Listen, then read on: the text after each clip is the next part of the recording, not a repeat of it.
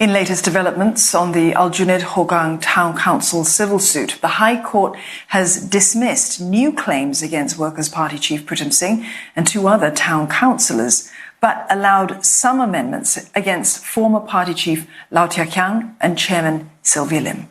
However, the developments don't affect the judgment, which was delivered last October.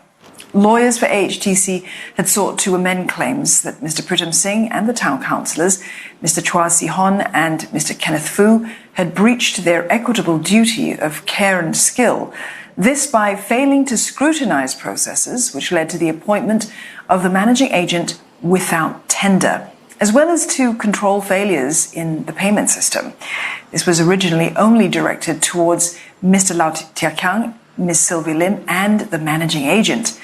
The judge said, as those allegations were specifically against them, there is insufficient overlap of facts to expand them to Mr. Singh, Mr. Chua and Mr. Fu.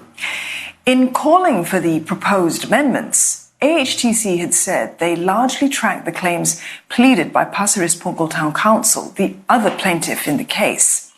It added that the ends of justice will not be served if Pasir Ris Punggol Town Council was able to recover losses, while AHTC, which suffered the primary loss, was unable to do so. However, the judge said Pasir Ris Punggol Town Council's claims were framed wider and against all defendants.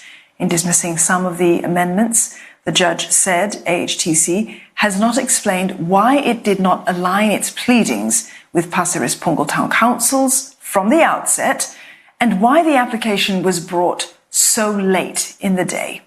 AHTC had also applied to amend claims against Mr. Lau, Ms. Lim and the managing agent. However, the judge ruled that as these issues were already before the court, no amendments to the judgment are necessary, even if the new claims were allowed. The parties are due to appear in court for the appeal hearing next, though a date has not yet been finalised.